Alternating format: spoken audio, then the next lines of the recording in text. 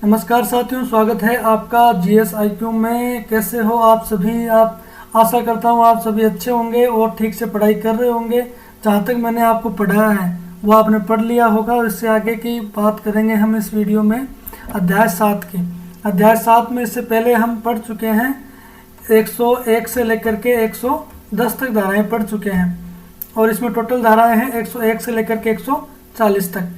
तो मुझे लगता है कि आपने 101 से लेकर 110 तक धाराएं याद कर ली होंगी और इससे पहले वाले वीडियो सारे देख लिए होंगे। क्योंकि परीक्षा अब नज़दीक है तो आपको साथ साथ इनको याद भी करना है और इनकी शॉर्ट ट्रिक्स भी याद करनी है। जितना मैं पढ़ा रहा हूँ उतना पढ़ लोगे तो भी सफिशियंट है, ठीक है। क्योंकि मैं जो ओरिजिनल एक्ट है उसी के नोट्स बनाए जा रहे हैं। ओरिजिनल एक्ट है उससे आसान भाषा में नोट्स बना करके फिर उसमें क्या डायग्राम बन सकता है, क्या चित्र बन सकता है, वो देख करके मैं आपको पूरा करवा रहा हूँ। तो आप जितना मैं करवा रहा हूँ उतना पढ़ लेना, उसके बाहर कुछ नहीं आएगा, ठीक है।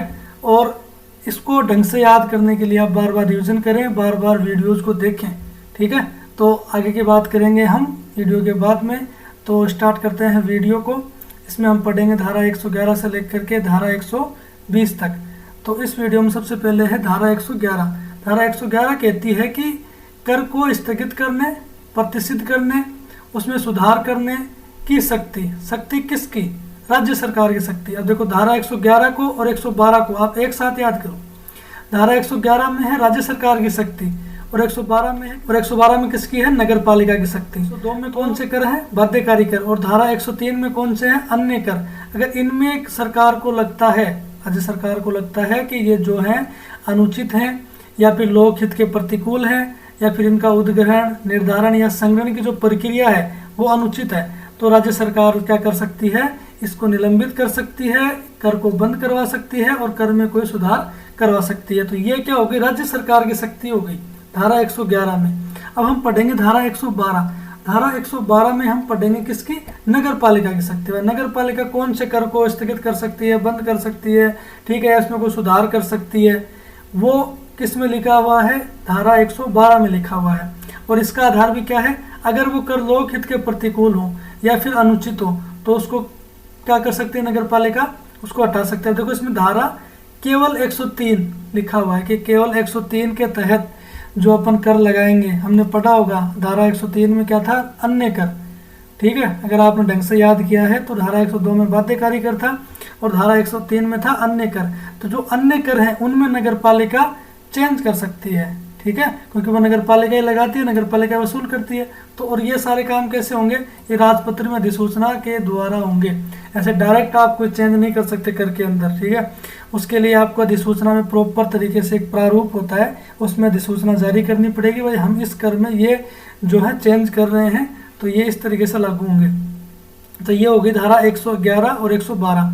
धारा 111 और 112 को जो है वो आप क्या करेंगे? एक साथ याद करेंगे।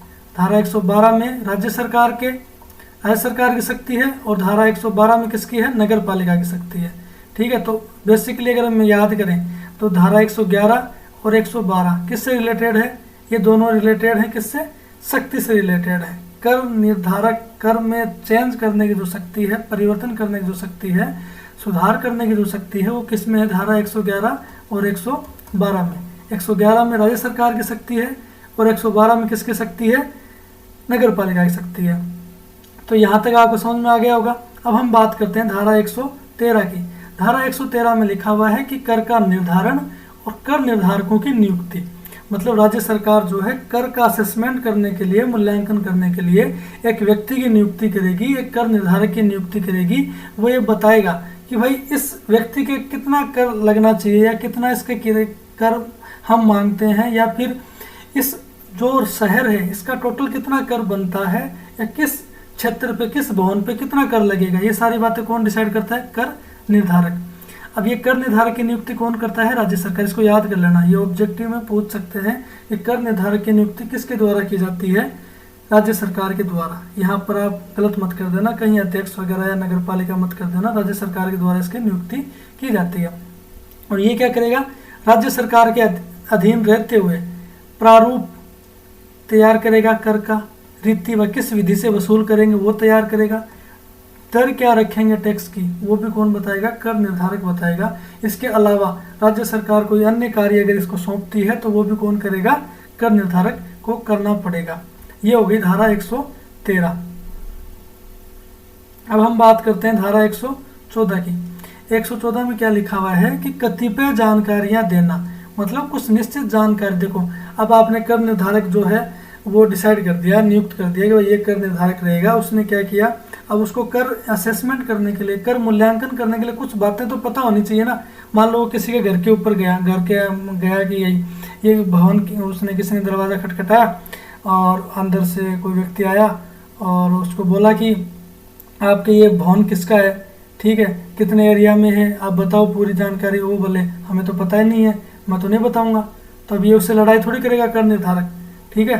तो इसके लिए ये कहा गया है कि कुछ अगर निश्चित जानकारियां कोई जो कर निर्धारक है वो अध्यपेक्षा करने पर किसी भवन की, भूमि की या दोनों स्वामी अधिभोगी से निश्चित कालावधि में विवरण मांगेगा। भाई कितना बड़ा आपका मकान है, कितनी कर इस पे बनता है, कितने लोग रहते हैं, सारी बातें बतानी पड़ेंगी। ये क्या है, बाध्यकारी है, ठीक है। आप मना नहीं कर सकते। अगर आप मना करते हो, विवरण बताने में विफल रहते हो, तो फिर आपको पे क्या लगेगा, जुर्माना लगेगा।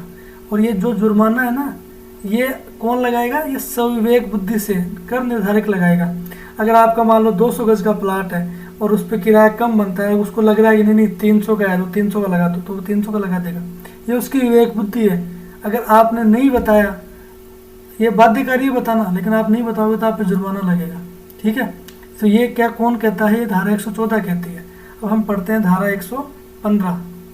धारा 115 में कह रहा है कि देखो धारा 114 में तो हमने क्या पढ़ा था कि वह सामान्य जानकारी, जो भी घर के बारे में सामान्य जानकारी बनती है आपको बतानी पड़ेगी। लेकिन धारा 115 क्या कहती है, अगर आपने कोई संशोधन किया है, मान लो आपने पहले घर बना रखा था, आपने फिर से उसका, पहले 1 मंजिल घर था अब 2 मंजिल बना लिया, तो इसकी जानकारी देनी पड़ेगी कर निर्धारक को, ठीक है। या फिर आपने मरम्मत करवाई, आपने पहले आपने जो है आपके घर का ही गार्डन नहीं था, आपने गार्डन बनवा दिया, तो इसके लिए आपको बताना पड़ेगा किसको, नगर पालिका को। ऐसे नहीं है, जानकारी 1 माह के भीतर मान लो आपने पहले एक मकान था, आपको लगा कोचिंग ज़्यादा आ गई, किराए पे मकान ज़्यादा देने पड़ रहे हैं, तो आपने 4 मंजिल घर बना लिए, 4 मंजिल बना लिए, और इसका 1 माह के भीतर नगर पालिका को इसकी जानकारी आपको देनी पड़ेगी। अगर आप नहीं दे रहे हो तो फिर आपसे जुर्माना लगेगा, ठीक है। तो धारा 115 क्या कहती है कि निर्माण, पुनर्निर्माण या मरम्मत आदि की जानकारी 1 माह के, ये जो है ये याद कर लेना टाइम पीरियड, ये पूछ सकते हैं ऑब्जेक्टिव में आपसे कितने टाइम में देनी पड़ती है, ठीक है। दूसरा, जानकारी कौन सी दोगे, पहला तो आपने निर्माण पूरा कर लिया या फिर आपने खाली प्लाट बना था उस पर निर्माण स्टार्ट कर दिया, तो इसकी जानकारी किसको देनी पड़ेगी, नगर पालिका को। तो ये तो हो गई निर्माण पूरा होने की तिथि। दूसरा, आप उसमें रहने लगे, उसका अधिभोग करने लगे, तो इसकी जानकारी, इस तारीख की जानकारी आपको देनी पड़ेगी नगर पालिका को, ताकि उस तारीख से आपका जो है कर का मूल्यांकन किया जा सके। तो ये होगी धारा 115। अब हम देखेंगे धारा 116। धारा 116 ये कहती है कि भवनों, भूमियों या करों के संदाय के लिए मूलतः दायी व्यक्तियों द्वारा, ठीक है भाई, इसका मूलतः उत्तराधिकारी कौन व्यक्ति है जो कर दे सकता है, द्वारा हक के समस्त अंतरणों के विषय में नागरिकों को सूचना देना। इसका मतलब ये है कि भाई साहब मान लो कि आपका ये प्लॉट था और आपके ऊपर कर बनता था, ठीक है। अब आपने क्या किया, ये प्लॉट इस भाई साहब को बेच दिया, तो अब ये कर टैक्स भी कौन देगा, ये देगा। लेकिन आपने इसकी जानकारी, जो आपने अंतरण किया है ना उत्तरदायित्व का, ये आपने नगर पालिका को बताना पड़ेगा, ठीक है। तो ये क्या कौन सी धारा बताती है, धारा 116 बताती है। तो ये क्या कहती है, करों के संदाय हेतु मूलतः उत्तरदायी व्यक्ति द्वारा सभी प्रकार के हकों के अंतरण की जानकारी नगर पालिका को देनी पड़ेगी। पहली बात तो ये। अब इस पे दायित्व किसका होगा, पहला तो अंतरण करने वाला व्यक्ति का ही होता ही है, लेकिन जो ले रहा है, जिसको बेचा है, ठीक है, जिसको अंतरण किया गया है, वो अंतरिति की भी ये जानकारी देना उसका दायित्व है, उसको देनी पड़ेगी जानकारी, ठीक है। अगर वो नहीं देगा तो उस पर भी जुर्माना लगेगा, उसको कोई लाभ नहीं दिया जाएगा। हम ये बात आगे 117 में पढ़ेंगे, ठीक है। तो ये 2 बात हो गई, अंतरण करने वाला और अंतरण अंतरिति दोनों को जानकारी देना अनिवार्य है, दायित्व है, ये दायित्व है, ठीक है। दूसरा, मान लो कि अंतरणकर्ता की मृत्यु हो गई, और कोई दादा था वो मर गया, तो उसका कोई वारिस होगा, पोता पड़पोता जो भी होगा, वो ये बात नगर पालिका को जाके बताएगा कि मेरे दादाजी खत्म हो गए, मेरे इस समय इतनी ज़मीन आती है, अब इसका टैक्स मैं दूंगा। और ये सारी बातें है ना ऐसे बोल के नहीं बता सकते वहाँ जाके कि भाई मेरे हाथ से ये हो गया मैं टैक्स भरूंगा, नहीं नहीं नहीं, ये एक निश्चित प्रारूप होता है, ठीक है। उस प्रारूप में आपको भर के देना पड़ेगा सारी बातें कि कब क्या हुआ था। ये हम क्या किस में पढ़ेंगे, धारा 117 में। तो धारा 116 को और 17 को एक साथ याद करोगे। 116 में तो क्या है, अंतरण की जानकारी देनी पड़ेगी, ठीक है। 116 में तो अंतरण की जानकारी देनी पड़ेगी और 117 में उस प्रारूप को, और 117 में क्या बताया गया है, प्रारूप बताया गया है, किस प्रारूप में आप जानकारी दोगे या सूचना दोगे, ठीक है।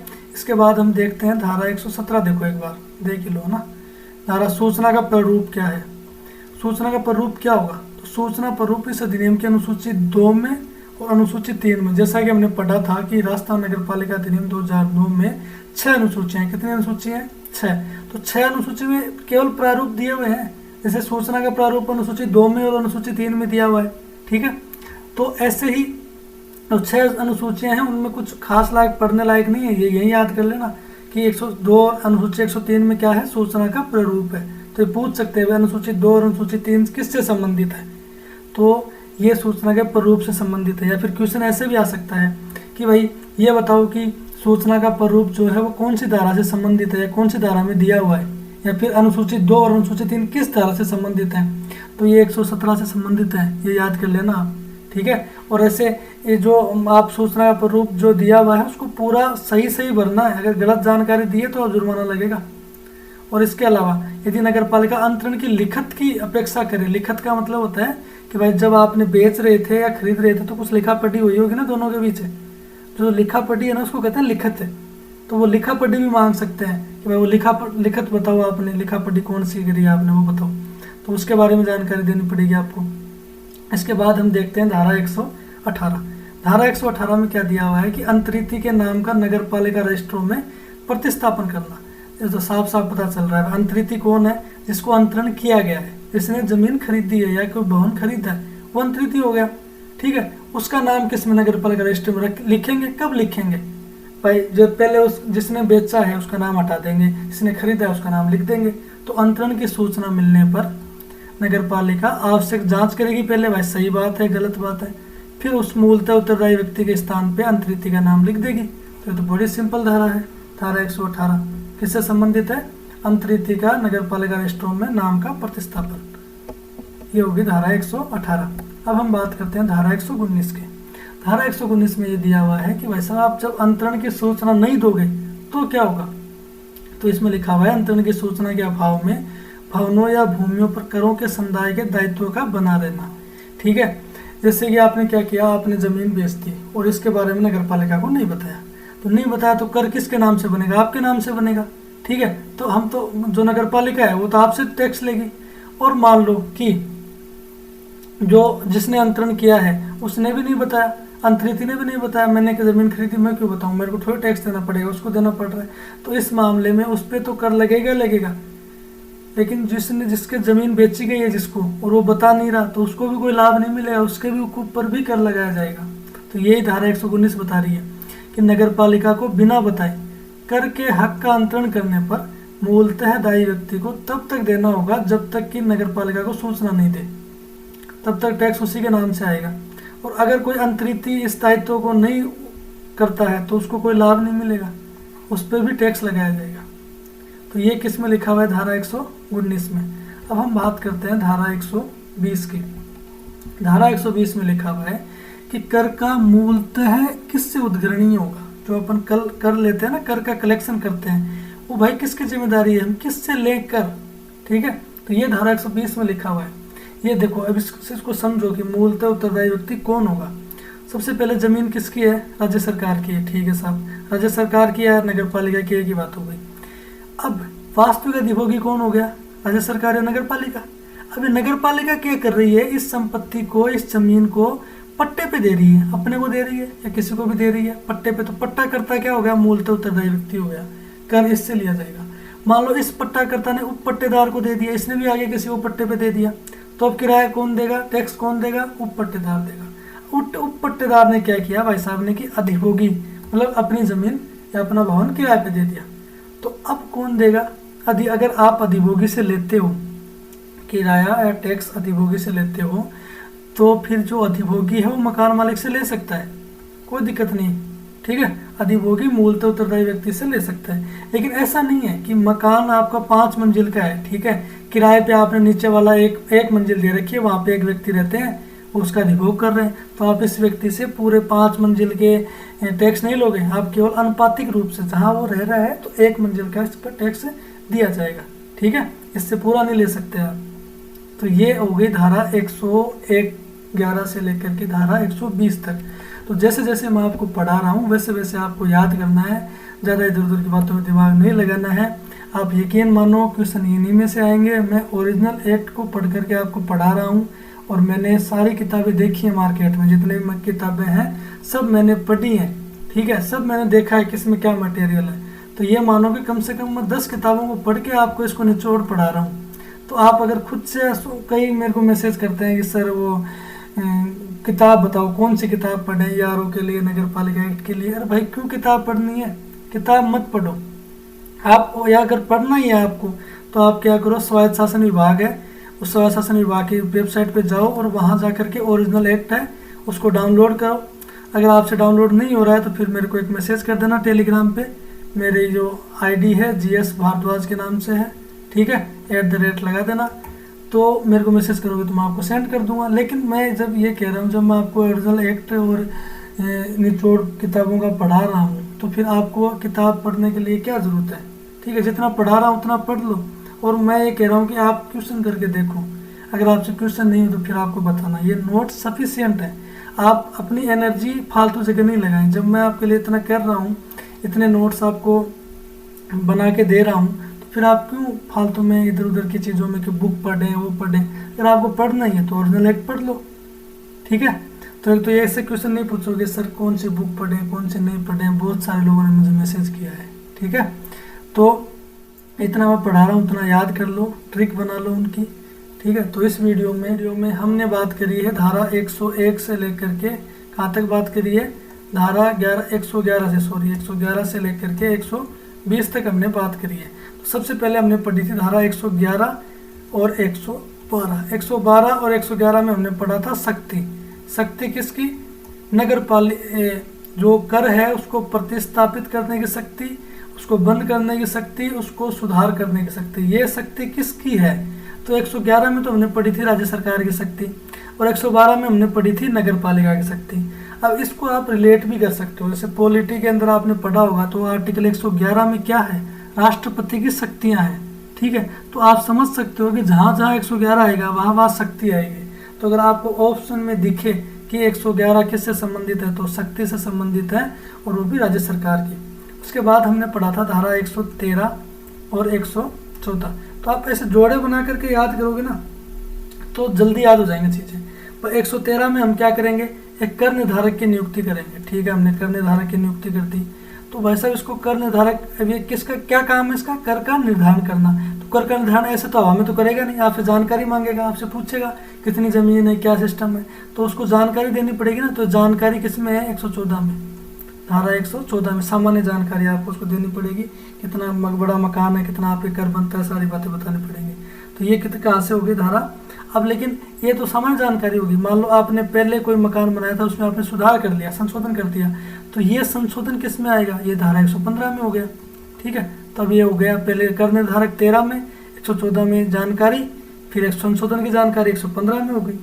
अब मान लो कि आप क्या कर रहे हो, आपने चलो संशोधन नहीं किया, आपने सामान्य जानकारी भी चलो नहीं थी, लेकिन आपने मान लो कि अपना मकान बेच दिया, आप कहीं और चले गए, तो ये जो जानकारी है ना, अंतरण किया है आपने, संपत्ति का अपने हकों का अंतरण किया, इसकी जानकारी आपको देनी पड़ेगी 116 के अंतर्गत, ठीक है। अब ये सारी बातें हो गई, तो लेकिन ये जानकारी आप दोगे कैसे, कोई ऐसे हवा में जाके उसको बोल के थोड़ी बता के आओगे कि भाई हाँ मेरे ऐसे हो गया, इतना टाइम थोड़ी है उसके पास। तो आप क्या करोगे, एक निश्चित प्रारूप में एक फॉर्म आता है, वो फॉर्म भर के जमा कराओगे, इसमें सारी बातें सही सही भरोगे। और ये किस में दिया हुआ है, ये प्रारूप किस में दिया हुआ है, ये दिया हुआ है धारा 117 में। तो 16 और 17 लेट हो गई। अब 118 में क्या है, 118 में ये है कि जैसे आपने ये प्रारूप भर के दिया ना कि मैंने अपने तो हकों का अंतरण जो है हस्तांतरण इस व्यक्ति को कर दिया, तो अब नगर पालिका का क्या दायित्व है, नगर पालिका का दायित्व है कि भाई साहब जो पहले व्यक्ति है उसका नाम हटाओ और इसका नाम जोड़ो। तो ये किस में है, धारा 118 में नाम जोड़ देंगे, ये हो गया। फिर हम क्या करेंगे 119 में, 119 में ये है कि ये दायित्व किसका है, सूचना देने का दायित्व किसका है। तो ये दायित्व अंतरणकर्ता का भी है और अंतरित दोनों का दायित्व है कि दोनों को जानकारी देनी पड़ेगी कि मैं इसने मेरे को बेच दिया और मैंने खरीद लिया तो अब टैक्स मैं भरूंगा। तो ये 119 में हो गया। लेकिन फिर भी कई डाउट है कि मूलतः दायी व्यक्ति कौन है, तो वो एक क्लियर किया गया 120 में। ठीक है, तो हमने ये धारा 111 से लेकर के 120 तक पढ़ी है। मेरी आशा है कि आपके समझ में आए होंगे। ठीक है, अगर आपको कुछ समझ में नहीं आया है तो आप कमेंट बॉक्स में कमेंट करके बताओगे कि मेरे ये पोर्शन में यहाँ दिक्कत है। ठीक है, तो मैं जल्दी उसका सॉर्ट आउट कर दूंगा। और इस जो भी मैं पढ़ा रहा हूँ उसको ध्यान से पढ़ें, ध्यान से सुने, और कुछ समझ में नहीं आए तो कमेंट में बता देना। और दूसरी बात यह है कि अगर आप, मेरा लास्ट में भी मैं यही कहूँगा कि ओरिजिनल एक्ट ही पढ़ें। अगर पढ़ना है तो आपको इधर उधर मतलब टाइम वेस्ट नहीं करें, बार बार रिवीजन करते रहें। ठीक है, क्वेश्चन यहीं से आने हैं, इससे बाहर नहीं आएंगे, इस बात का विश्वास करें और जो मैं पढ़ा रहा हूँ उसको ध्यान से पढ़ें। ठीक है, तो मिलते हैं नेक्स्ट वीडियो में। धन्यवाद।